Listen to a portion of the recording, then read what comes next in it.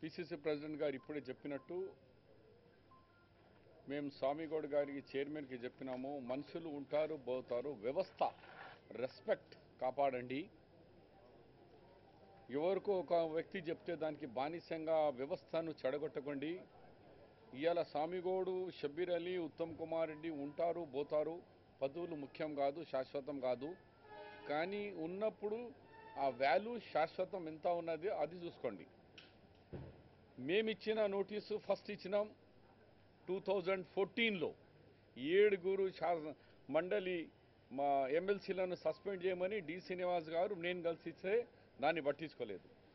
మళ్ళీ 23 జూన్ 2016లో Farooq Hussain and Prabhakar action తీసుకోమంటే ఇప్పటి వరకు పెండింగ్ ఉంది. ఫారూక్ హుసేన్ ఆల్రెడీ వేరే చోట మళ్ళీ రిన్యూవల్ కూడా అయిపోయింది ఆయనవి తీసుకోలేదు. 3 దినాల నుంచి మీరు చూస్తున్నారు. దామోదర్ రెడ్డి విషయంలో నోటీస్ ఇచ్చి కూడా మేము 3 దినాలు అయిపోయింది. ఇది ఏం కాకుండా వాళ్ళు నోటీస్ ఇవ్వగానే, పిటిషన్ ఇవ్వగానే మీరు 8 దినాల నోటీస్ కూడా ఇచ్చేసినారు ఎమ్మెల్సీలకు. ఎందుకు మీకు సస్పెండ్ చేయదు, టీఆర్ఎస్ పార్టీతో గెలిచి అక్కడ చేసినారని. మరి ఇవాళ పేపర్లో మాకు నోటీస్ చూడంగానే సిఎల్పి కండక్ట్ చేసుకున్నాము. మేము decide who are you. CLP అంటే కాంగ్రెస్ లెజిస్లేటివ్ పార్టీ, దానికి ప్రెసిడెంట్ అనుమతి కావాలా. పిసిసి ప్రెసిడెంట్ అనుమతి లేకుండా సిఎల్పి కండక్ట్ చేసే అధికారం ఈవెన్ దో నేను ఎల్ఓపి కానీ మొన్నటి వరకు ఉన్న జానారెడ్డి ఎల్ఓపి కానీ మాకు కూడా లేదు. We are leaders. కానీ కాంగ్రెస్ లెజిస్లేటివ్ పార్టీ అంటే అధ్యక్షత ఎవరు వహిస్తారు? పిసిసి ప్రెసిడెంటే వహిస్తారు. మేము పక్కకుండి సిఎల్పి లీడర్గా చేస్తాం. ఇది కాంగ్రెస్ కాన్స్టిట్యూషనే కాకుండా కంట్రీ వైడ్.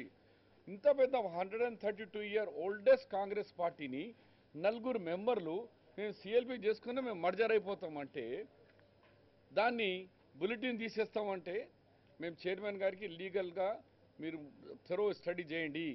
ఇదే ఆంధ్రప్రదేశ్లో 17 మెంబర్స్ వైఎస్ఆర్ కాంగ్రెస్ వాళ్ళు టీడీపీలో జాయిన్ చేస్తా అంటే కూడా అక్కడ సెక్రటరీ స్పీకర్ అలో చేయలే.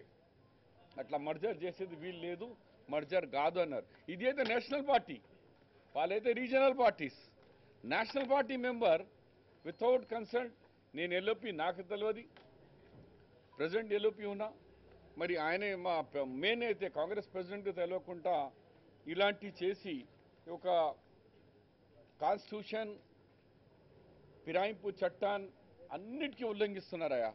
వాళ్ళది చెప్పగానే 20 గంటల్లో కాకుండా 2 గంటల లోపల నోటీస్ అందంగానే, పిటిషన్ అందంగానే సస్పెండ్ చేసేసినారు, నోటీస్ ఇచ్చినారు.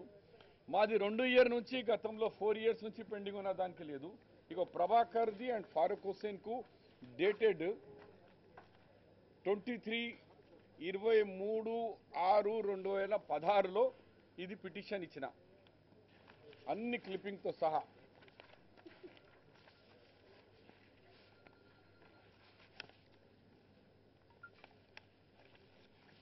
ప్రభాకర్ ఇచ్చిన తర్వాత ఈ వ్యక్తి ఎలా వస్తాడయా? దాంట్లో సస్పెన్షన్ చేసిన ఇన్ని దినాల నుంచి ప్రతిసారి కూడా మాట్లాడే దాంట్లో కూడా ఆయన కాంగ్రెస్కే కౌన్సిల్లో మాట్లాడినప్పుడు కాంగ్రెస్కే వ్యతిరేకంగానే మాట్లాడుతున్నాడు. ఆ వ్యక్తి సిఎల్పికి ఎట్లా వస్తాడు, సిఎల్పి మీటింగ్లో ఎట్లా కూర్చుంటాడు? అందు గురించి మాకు సమయం దొరకకుండా పిసిసి ప్రెసిడెంట్ గారు స్వయంగా హ్యాండ్ రైటింగ్తో లెటర్ రాసి, మళ్ళీ మాకు లెటర్ అందలేదు, మీ రిప్రజెంటేషన్ లేదు, మాకు తెలియదు అని బులెటిన్ ఇష్యూ చేద్దామని చక్కర్లో ఉన్నారు వీళ్ళు. దానికి అడ్డంగా మేము తక్షణమే హ్యాండ్ రైటింగ్తోనే రాసి అప్పటికప్పుడు సిఎల్పి మన చైర్మన్ గారికి, కౌన్సిల్ చైర్మన్కి ఇచ్చినాం. మీరందరూ కూడా సాక్షిగా ఉండాలా. ఎందుకంటే వ్యవస్థ మీ ఒక వ్యవస్థ, కౌన్సిల్ ఒక వ్యవస్థ, కాన్స్టిట్యూషన్ ఒక వ్యవస్థ, లా ఒక, దీన్ని అందరినీ తొక్కేస్తాం. కేసీఆర్ చెప్పిందే కానూన్, కేసీఆర్ చెప్పిందే. ఆయన గెలిచిన ప్రజా ఓటమి గెలిచి ఉంటుంది. కానీ ఇంత దౌర్జన్యం చేసి చట్టాన్ని ఉల్లంఘిస్తే మాత్రం ఇది నేషనల్ ఇష్యూ చేస్తాం. ఎందుకంటే ఇది నేషనల్ కాంగ్రెస్ పార్టీ ఇష్యూ ఉంది కాబట్టి దీనికి వదిలిపెట్టే సమస్య లేదు. లాస్ట్ టైం 2016లో టీడీపీని కూడా విలీనం చేశారు, బులెటిన్ విడుదల చేశారు. అప్పుడు మీరు ఎవరు ఖండించలేదు. ఒకటి టీడీపీ వాళ్ళు మాత్రమే వాళ్ళది హైకోర్టు ఆల్రెడీ గెలిచినారు, హైకోర్టు డైరెక్షన్ ఇచ్చింది, విలీనం నడవది అని కూడా ఇచ్చేసారు. హైకోర్టు జడ్జిమెంట్ ఉంది.